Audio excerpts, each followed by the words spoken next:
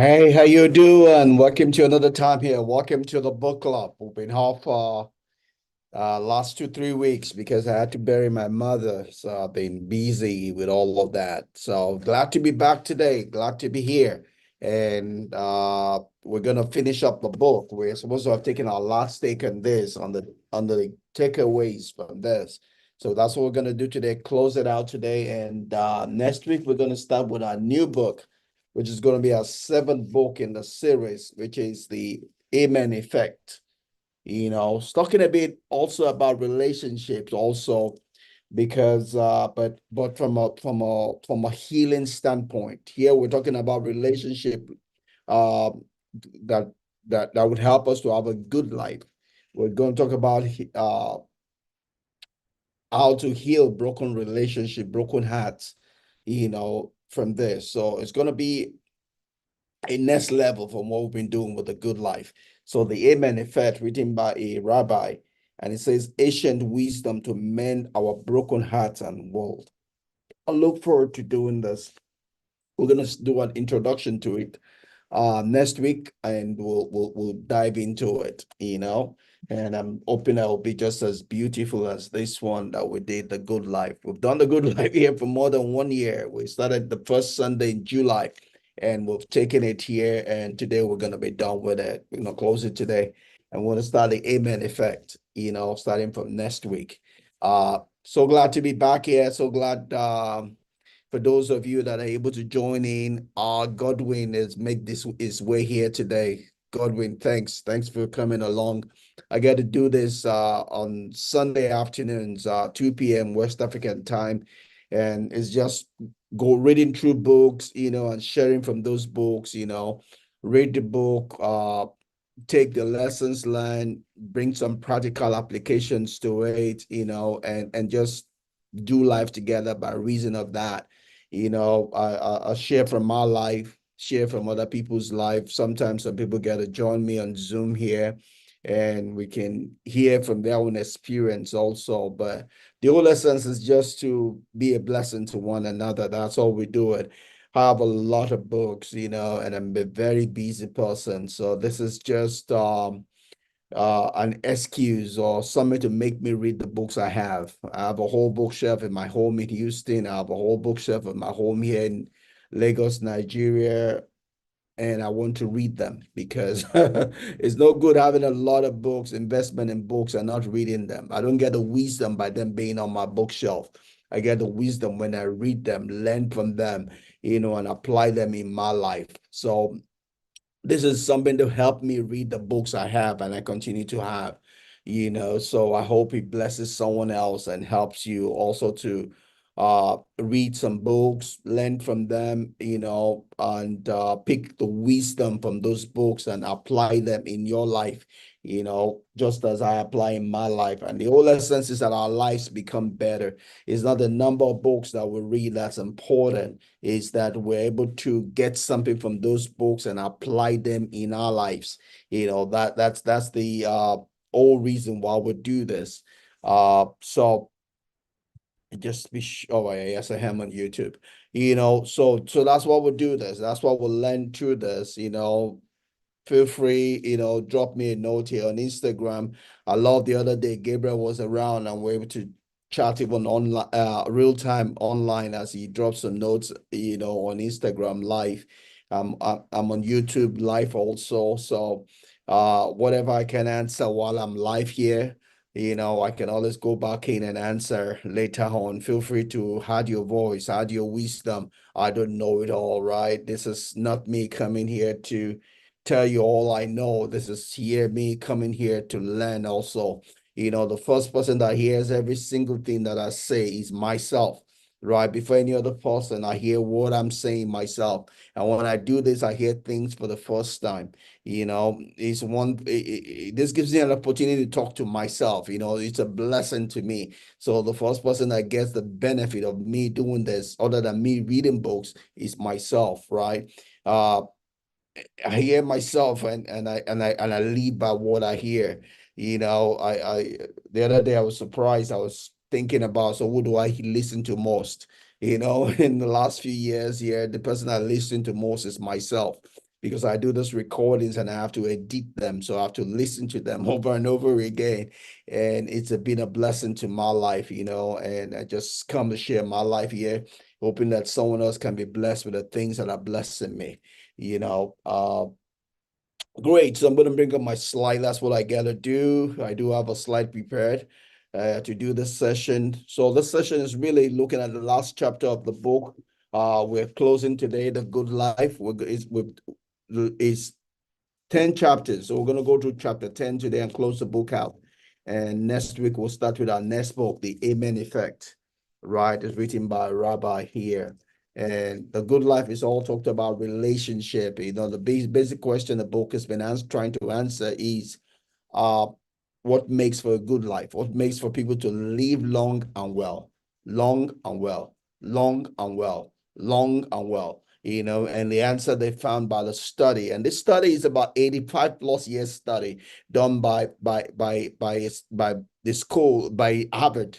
Harvard University, a section there that was focused on doing a study on adult human development, asking the question, what does it take to live long and well, right? Having both the longevity and the breadth of life. And they found out that it is relationship. When you have the right relationships in the different facets, important facets of your life, whether it be with your spouse, with your children, with your siblings, with your co-workers, those areas of life that are important to you. When you have the right relationship, you have relationship in those areas, and those relationships are quality. It helps you to live longer because it makes you, it gives you physical health, spiritual health, psychological health also. Then you're able to get the full benefit of living. That's what the book found, the study found out. And what we've done in the last 1 year, is getting that study and finding out how we can implement, that even in our lives. We talked about the social universe. We've talked about social integration. We've talked about social fitness, which is pretty much your ability to maintain existing relationships and also form new ones. That is not given to everybody. Even I myself, even though I talk a lot about relationship, I'm having to learn how to maintain existing relationships and also form new ones. By just virtue of who I am, it's easy for me to always be to emphasize where I am. When I move from one place to the other, I can easily forget the relationship I had in those other places. But I'm learning. I'm learning to do better. I'm learning to do better. I don't neglect relationships in any place. But I do have weakness. I just like we all have weakness. I'm human, right?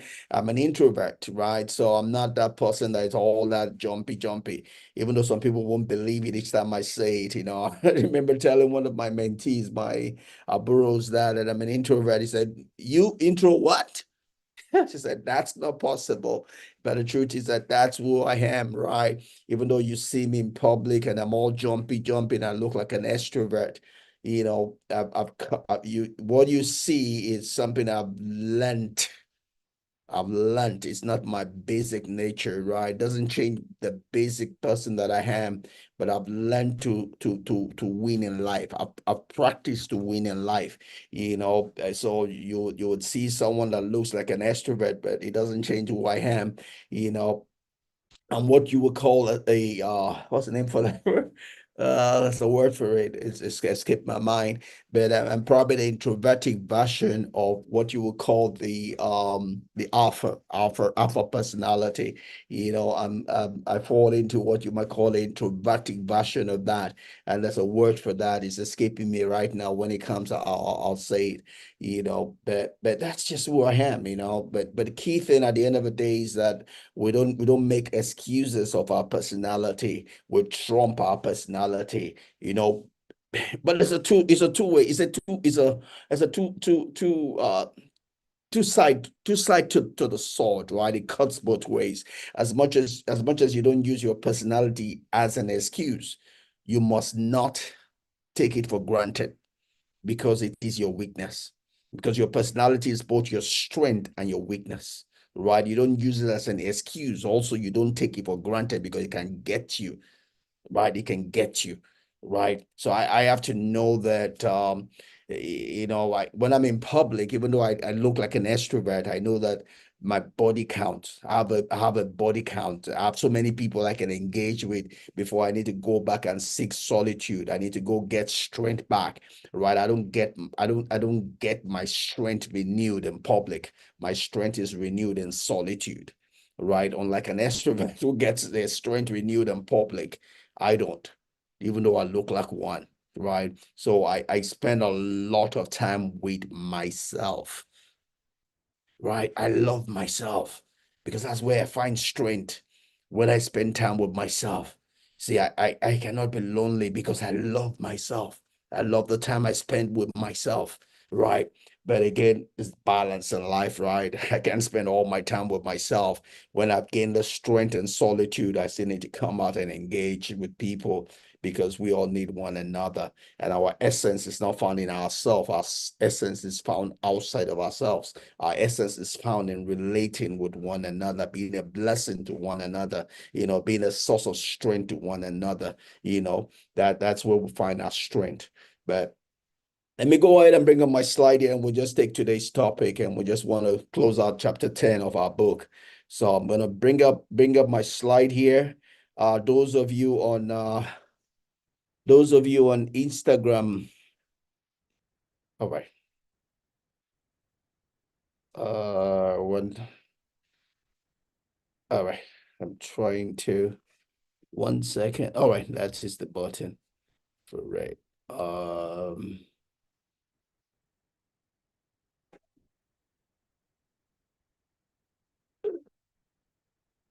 All right, I have all right, great, great, great.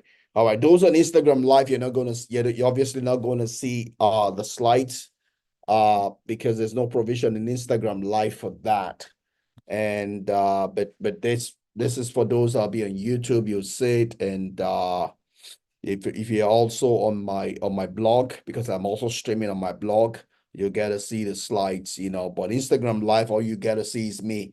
But that's all you need, right? I'm better than the slides. Don't worry about that. You're gonna get everything that's on the slide. Anyways, let's go ahead and do this. And so pretty much The Good Life was put together by Robert Waldinger and Mike Schulz, right? They are the author. They've led that school center at Harvard University for at different times, and they pretty much just collated the results of the study that has been done. Again, it's 85 plus years study they've done, just trying to find out what does it take to develop, to grow well and grow long and enjoy life. What does it take to have a good life? That's what the whole study is about. We'll spend more than 1 year pretty much diving into all that they've learned and how we can get the benefit of all that they have learned, you know. And so that's what we've been doing for more than 1 year. Again, the next book we're gonna start next week is the Amen Effect, right? Put together by Rabbi Sharon Bruce, right? And that's a lady you see there. And for those of you on Instagram Live, let me show you a picture.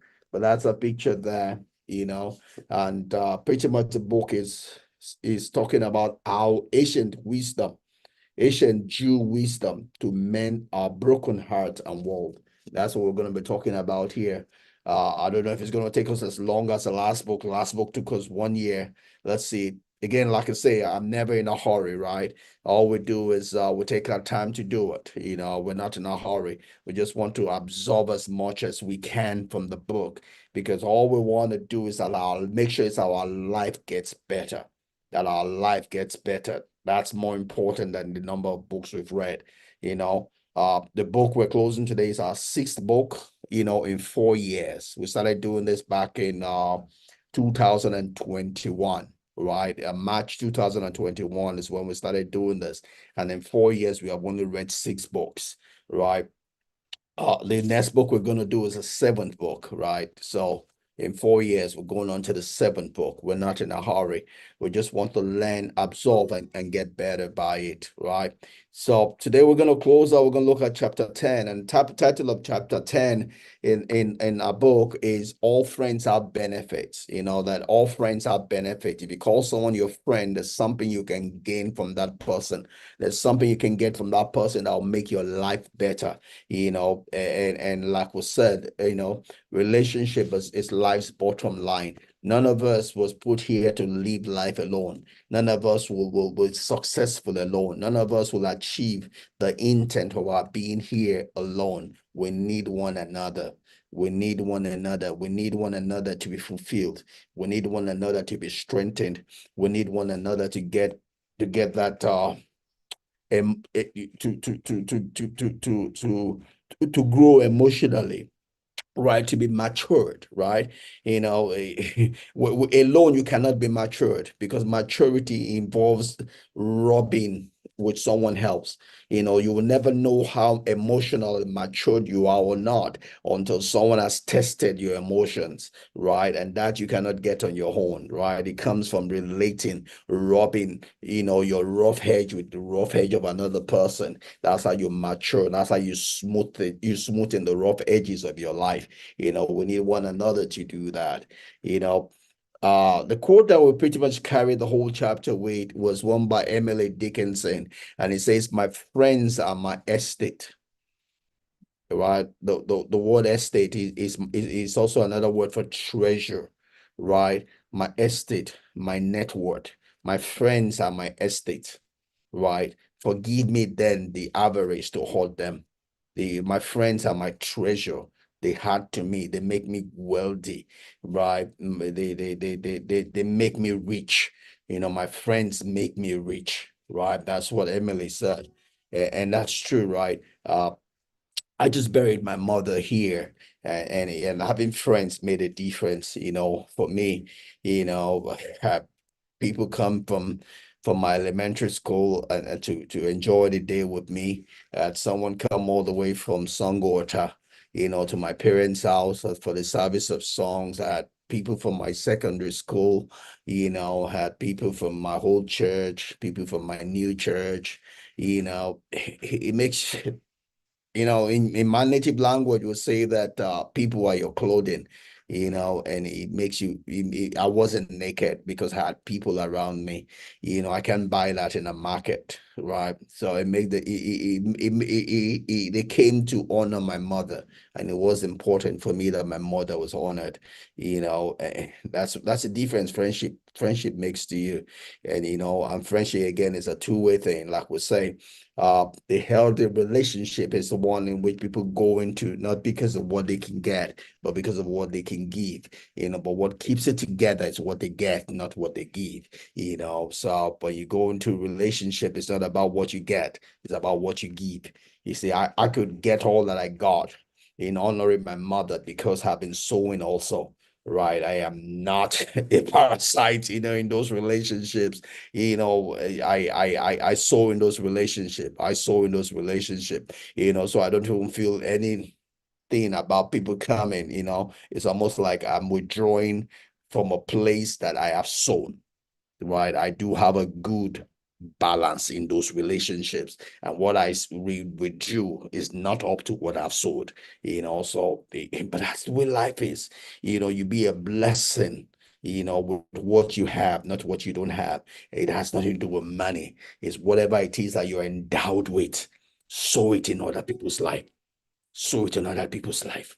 Then you can make withdrawal when you are in need, right? If it's money that you have, be a blessing with money. If it's time that you have, be a blessing with time. You know, if it's connection that you have, be a blessing with connection. You know, whatever it is that you are endowed with, be a blessing to your friends on. You know, when you do that, you are making deposits in the emotional bank account. One day you are going to need it, and people will freely give to you if there's a balance in your emotional bank account with them. If there's none, there'll be a drag. And a day of trouble is not a day that you now trying to sow. People will see through you because you are not genuine, right? In your relationship to be genuine, sow when you don't need to make a withdrawal. And you don't have to give what you don't have. You don't have to kill yourself to sow. All your relationship needs is what you have and what you can give. Right? You're not that useless that you have nothing to give. You are blessed with something that's overflowing. Use it to be a blessing. Use it to create relationship for yourself. Sow into that emotional bank account. Even Jesus tells us that story when he tells us about that man who the master was about sacking, but the guy saw that he had influences, he had treasures in his hand. He was in control of his master's treasure. What did he do? Because he said, "Oh, if my master sacks me, then I need people to come and be a blessing to me. So let me use what I have right now as a blessing." And he began to give favors to people. That he began to give favors to people and such. And when the master heard about that, the master was impressed, meaning that it was not stealing from the master to do that. The master was impressed of his wisdom. He understood the principle of sowing and reaping. Sowing and reaping. He could give those kind of uh, reduction of debt. That was what it was. He had it in his power. You see, if he didn't have it in his power, his master would have been upset with him. But the master was happy with him because the master had already given him that leeway, that authority, that ability to do that. And he used that rightly to win unto himself friends. And Jesus commended that wisdom. Jesus commended that action. Right? And Jesus went further and said that use what you have, use the mammon, the unrighteous mammon, to make friends unto yourself. Right? And it's not just money we're talking about. We're talking about what you are blessed with. Use your strength. Use your strength. Use your endowment. And it doesn't have to be money. Again, it can be your time that you have. It can be the connections that you have. It might be what you know, right? It might be who you know, but be a blessing. Use what you have to sow into emotional bank account so that the day you need it, people will freely give it unto you, right? Again, the Bible says, Ecclesiastes, I believe, or see Proverbs, it says, cast your bread upon many waters. It's Ecclesiastes, yes. Cast your bread upon many waters. One day it will come back to you. You don't know when it will come back to you, but it will come back to you. Again, I have one of the people that's helping me on my farm, right? He used to be an intern at work here. He came to be an intern at work. I don't even remember when he was an intern, but he remembers me. I don't remember him, right? Because we have so many interns come around. So he's one of many. But whatever it is that I related with him on, it must have been that I sowed into his life, because right now is all about being a blessing to me back. So that means I sold into his emotional bank account, and I have a positive balance there, because years now, years after, he's having to help me with my fam, right? You never know when you will need it. You never know where it will come back, right? So be a blessing. There are also negative ones.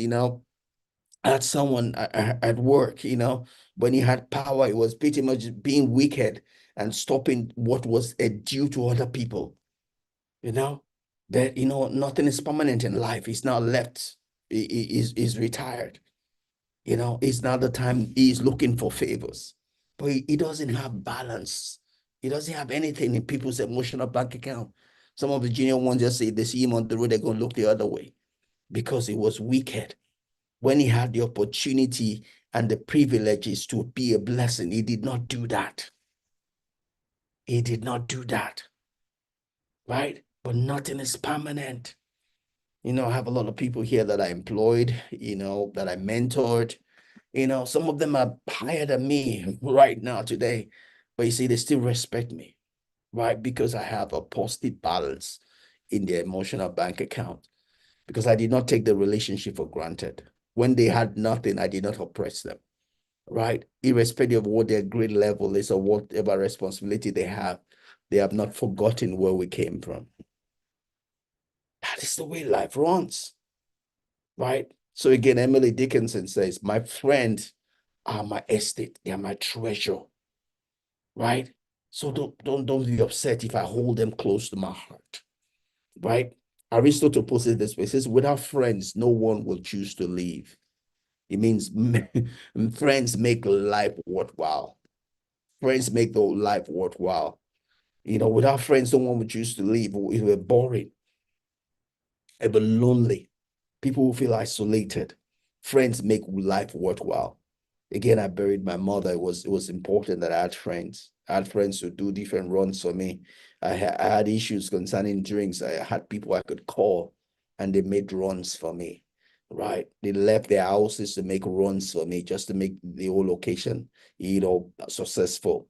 I had people I called, take care of this, take care of this, take care of that. Right? I can be everywhere, right? Everyone saw the success, but behind that was friends, we did different things to make it happen, right? William Blake posted this way. He says the bed or nest. The nest is important to a bird. It's a place where it finds home, comfort, right? The spider is a web. It's a web by which he moves around. That's a strength. And he says that the strength of man is friendship. We find strength in friendship, right? We find strength in friendship, right? Again, like I gotta say, I go to my fam every now and then. I don't drive, you know. It's one of my friends that does it, that arranges the vehicle, his vehicle, and helps me in going there, because that's an area of weakness for me, right? But I have areas of strength, right? And I don't feel bashful doing that, because I do so into his life also in my area of strength, right? Again, friendship is not about what I can get, it's about what I can give. And if I'm giving and I'm sowing and making deposit into my friend's account, there's nothing bashful about me, expecting, but not forcing, a withdrawal, right? And that withdrawal is never going to exceed my deposit, right? So, but that's friendship for you. It will help you in the area of your weakness, right? You'll be a blessing in the area of your strength, and you delegate the area of your weakness, right? And that's what makes the world move. You don't have to struggle in the area of your weakness when you have a friend that can help you in that area. Like Peter Drucker would say, you cannot build excellence on your weakness. You can only build excellence on your strength, right? That's where you should spend most of your time, building excellence on your strength, right? Find a friend whose strength is your own weakness, and delegate your weakness to your friend, right? You can use that time you used to struggle to better do other things, right? That's the benefit of having friends, right? All right. So, along with the natural ebb and flow of life, each of us has a habitual approach to friendship, right? We're created to seek for friendship.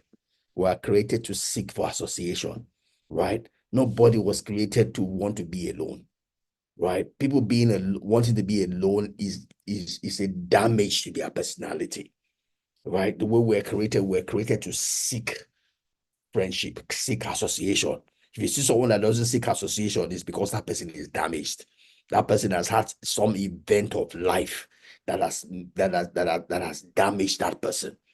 The natural ebb of life, the natural tendency is to want to seek association, want to seek to belong, want to seek to be seen, to be heard, to be understood, and to be loved. That's what loneliness is. When you don't have all of this, that's when you are lonely. You can be in a crowd, but if you are not seen in the way that you want to be seen, if you are not heard in the way you want to be heard, if you are not understood in the way you want to be understood, you will not feel loved. You will not feel seen, right? And you will be lonely, right? But the opposite to that is seeking association. Seeking association where you can be seen, you can be heard, you can be understood, and thus you can be loved. That's a natural flow, right? And even though you've been damaged, don't ever get to that place where you close up altogether. Because when you close up, you don't get life. You don't get the benefit of relationship, and it's going to affect your health, right? what we've learned when we talked about loneliness through the book is loneliness can hurt you.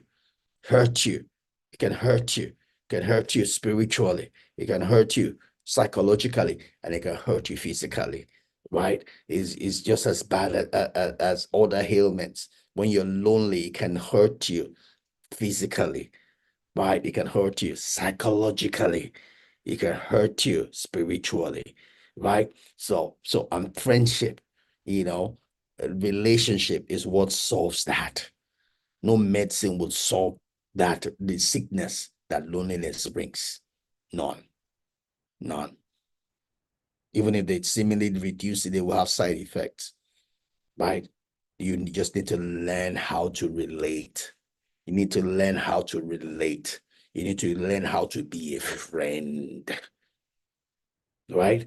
He that must have a friend must show himself friendly, right? Don't expect every other person to always come to you first. Make a move, step out.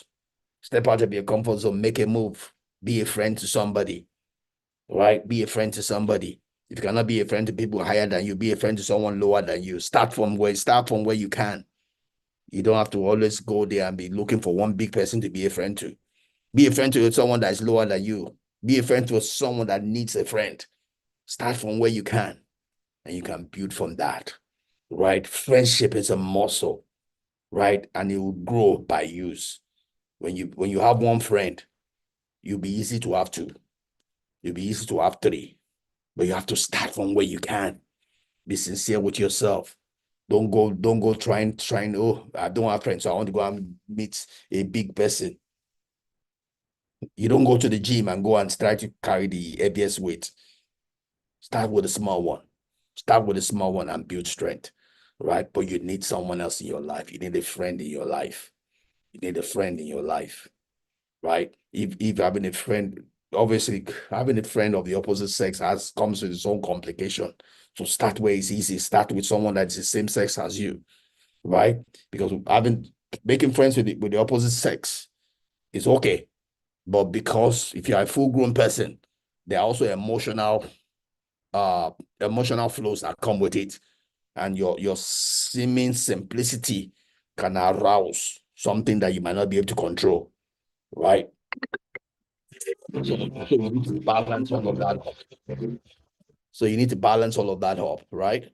You balance all of that up, right? But be friends. Start with something that will not bring other complications in your life. Be a friend to the same sex. When you know learn how to be friends, it's easier for you to be friends with complications, right? Being a friend to the opposite sex. But even you can be a friend with the opposite sex, just know those other things that might come along that might be aroused. I remember when I finished my NYC and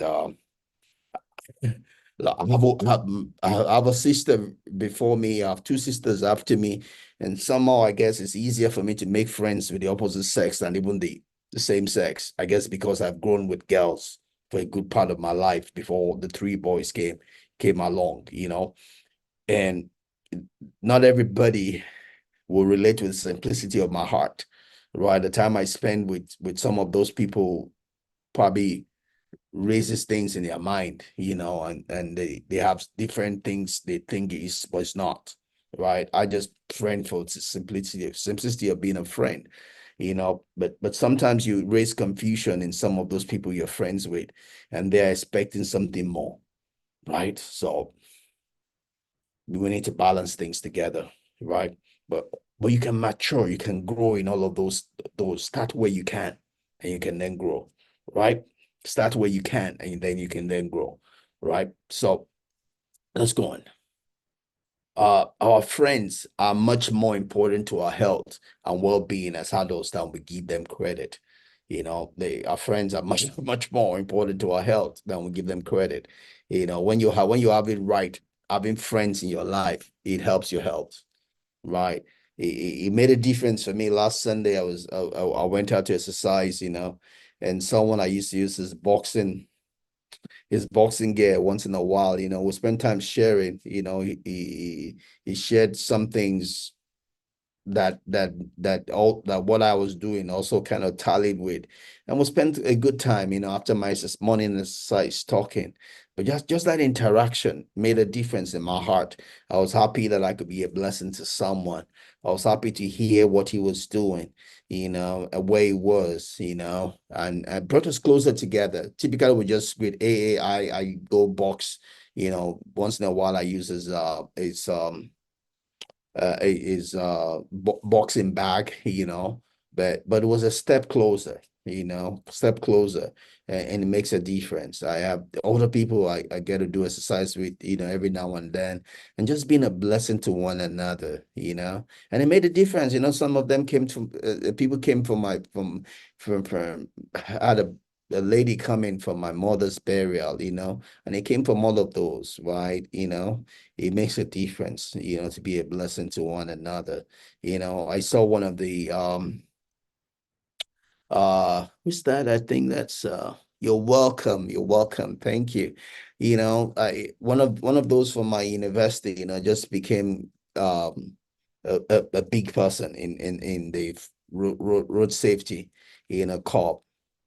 Good, and you feel good also knowing people in different places also, but having friends makes a difference. Having friends makes a difference. My pastor from my former church did make the service of song. That was good. He kind of beautified the occasion, and that's because we have a good relationship. We have a good relationship. I didn't step out of there and burn bridges. It makes it made it, but that's life. Again, social fitness is you being able to maintain existing relationship and being able to build one, right? And that would add life to your life. It will add quality to your life. It will make you live longer and well. When adversity strikes, and it eventually does, it is often our friends will help us through. They profile us against the wide weather of life. And I've seen that. I've been in depression different times, and having friends, it makes a difference. People come around you, people pray with you. They might not have the answer to what you're looking for, but it makes a difference that some people have you in mind. Some people, it makes a difference that people pick your call when you call. They might not be able to solve the problem, but they kind of help you lessen it lessen the pressure, it worse if you are all alone, carrying all that weight. But friends help you through trauma. They might have the answers for you.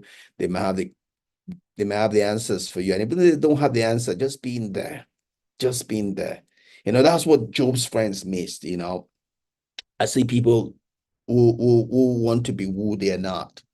Right. Job's friend did not know what Job was going through, but they felt they needed to give counsel, and they gave erroneous counsel. I've had people go to places when someone has died, say, oh, because God did an angel in heaven. I mean, the person doesn't need you to say stupid things. He just needs you to be there. Just being there with the person is enough. You don't have to say things that you don't know. Right.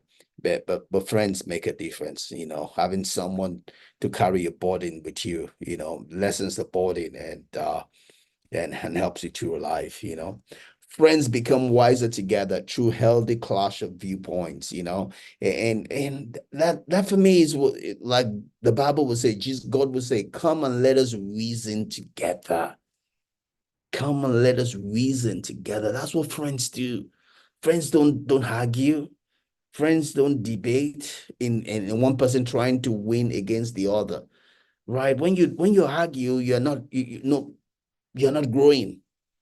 Right? The essence of friendship is that we all increase our collective consciousness.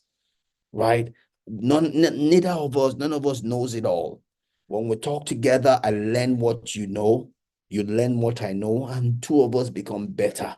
But if I come into a discussion because I want to show that I'm wiser than you, or you are wiser than me, or you're understanding more than me, it's a waste of time. Our collective consciousness is not growing. Why? Rather, it's going backwards. We end up making enemies of friendship. on things that we probably have no clue about. We argue about government, and we're not a government worker. We're not getting paid by government, but our friendship is being torn apart. For what? Right? It's the essence of friendship is that we come together, and grow our collective consciousness. Like that's what we're doing here. It's not about me here coming to share with you um something I know and you don't know. Just coming here again is it's not my point. I'm doing it from this book, just reading the book, sharing my own personal life, and hoping you can get something from it, hoping that you can drop a note also, tell me how what it is from your own life, and we can learn together, we can grow together because that's the essence of friendship. Bible will say that every communication corrupts, right? A good communication will make you better. A bad communication will make you less, right? Jim Rohn would say that you are the average of the three closest people to you, right? Because and hopefully if you pick those three closest people to you, you should be better. But if you don't pick them well and they're strangers coming around you, they will decolor your life. They will decrease your life. They will reduce your destiny. They'll reduce where you're supposed to get to. They might even sidetrack you, right? But you pick your friends, and pick your friends according to your destiny, according to your path, right? If there's someone that is anti your destiny, anti where you are supposed to go to, you need to reduce your time with that person, right? Our friends don't have to be perfect, right? Again, like I said, I have friends from my elementary school, secondary school. I'm a pastor, I'm a teacher, right? There's some people that couldn't be bothered about God, right? But what brings us together is where we come from. So we spend time together, but we have that understanding, right? So we relate for what we relate on, right? And we know where the lines are. I don't force my Christianity on anyone, nor do I allow my heart to be corrupted, right? I know where the boundaries are, right? And you have to have boundaries in your life. We'll call them healthy boundaries. If you don't have boundaries in your life, you are going to miss it. You're going to miss it. You're going to miss your vision. You're going to miss your destiny. You're going to miss heaven, right? You have to have healthy boundaries in your life. Your friends don't have to be perfect. You just need to understand where the boundaries are, right? I relate to those on my elementary school. I understand where the boundaries are. I relate to those from my secondary school. I know where the boundaries are. I relate those from my university, right, that I graduated together with 34 years ago. I know where the boundaries are, right? Because they are who they are doesn't mean we can't relate. We can relate because we went to the same university, studied the same engineering, right? But I know where the boundaries are, right? You can't stay in your own corner of the forest waiting for others to come to you. You have to go to them. Again, he that must have friends must show himself friendly. If you want to have friends, you don't sit down and expect other people to come to you. You step out. Step out.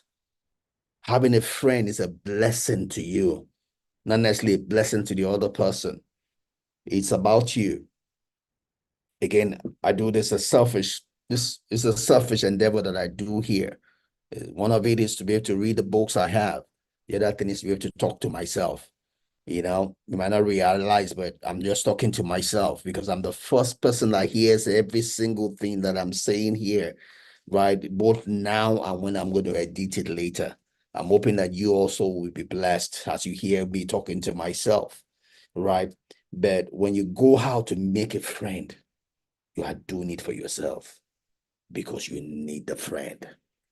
The other person might need you, but you need the friend because the essence of every organism, every organization is outside of that organization, not within that organization. Your essence is outside of yourself. Your essence is in your friend. When you go and make a friend, you are fulfilling the essence of your life. It might look like you are benefiting that person, but you are truly benefiting yourself, right? He that must have a friend must show himself friendly. It's part of the essence of your life, relating with other human beings, right? The more you relate, the better you become. If we truly love ourselves in spite of our flaws, then we can love others in spite of theirs, right? Again, like I said, your friends don't have to be perfect, you know. And I can tell you that, because I grew up as a perfectionist, right? I grew up as a perfectionist, right? Meaning that I can easily be critical about people and things because I see everything that is not right. That's the way I grew up, but it did not help me. Being a perfectionist did not help me. And my last daughter took that from me and it's not working for her, right? Because she's a perfectionist, meaning that she doesn't make friends with everybody. She sizes people up and chooses her friends. There's nothing wrong in choosing your friend, but there's something wrong if you are looking for friends to be perfect because there's no perfect human being, right? You make the best of what you have, but set the boundaries. Set the boundaries. But you can't say nobody is like me. Everybody is this, everybody is that. You're doing as if you're the best thing since sliced bread. Because everybody around you is not a Christian doesn't mean you can't make a friend of them. You make the best of what you have. You can be friends with people that don't believe the same thing that you believe. But for as long as you're in that same place, there's something that is common with you. Make a friend based on what is common. On the things that are not common, set a boundary. You have no excuse not to have a friend where you are. Because for the mere fact that you are there means there's something that's common between you and the people around you. Make a friend based on the things that is common. On the things that are not common, set a boundary. But you need a friend. And that friend does not have to be exactly like you.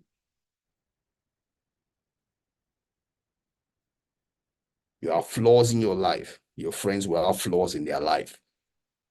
Set a boundary in such a way that their flaws will not affect you negatively. But that thing that brings you together, you can make a friend concerning that. You can discuss and relate concerning that. And on the other things, you can set a boundary around it. But you cannot live in isolation. You need a friend. And that friend does not have to be perfect. All right. This is my last slide here. I'm just going to summarize everything I've said. Feel free. I probably not said everything, but any question, anything you want to add, feel free. You can drop a note on Instagram or on my YouTube, my YouTube, my YouTube channel, or you can drop it on my blog. Right, my blog is simply uncleaking.com. Uncleaking.com. Is my blog. My YouTube site. My full name Akin Akinbonushe. And here on Instagram live here, you can catch me also. You can drop a note, you can add something to what I've said, question, addition, whatever. Let's just come. Let's just learn together. There's all ideas about just doing life together, being a blessing to one another. I'm 57 this year, right? So I have had a bit of life. Probably have more life behind me than in front of me, So I share this from the benefit of 57 years of pilgrimage. That doesn't mean I know it all. I know I don't. I know a lot, but I don't know it all. I'm still learning. I'm still growing, So all friends have benefits. All friends have benefit. Capital A, capital L, capital L. All friends have benefit.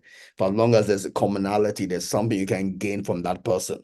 That person does not have to be exactly like you. That person does not have to be perfect, but you can be friends based on the things that bring you together, right? Friends prevent isolation, loneliness, and give us a chance to offer the needed companionship, someone to talk to, someone to relate with. You need it. The less of it the less human that you are. The more of it, the more human that you have. Companionship is that place where we exhibit we exhibit and grow our humanity, right? So friends will increase your sense of belonging and purpose. They will boost your happiness and reduce your stress. They will improve your self-confidence and self-worth. Like I said, I just buried my mother. and it made a difference. And I had a full hall. I had people come, you know, even though it was far out, for most of where our people, but people came, and and that was important to me, even though I didn't announce it. I kind of controlled my announcement, but people came, and that's important. That's important. It makes me feel more human, you know. It will make me feel more human also, to help us cope with the traumas of life when life eats us and life will eat us. Don't let anybody pray with adversity will come. It's a part of life. The storm will come.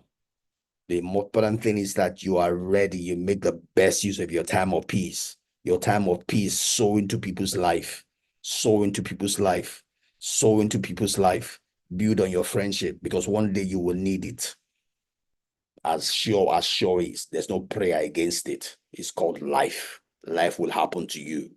What will help you when life happens to you is what you did in the time of peace. And one of it is making friends, building your friendship. That friendship will answer for you if you have built it in the time of peace. Right. So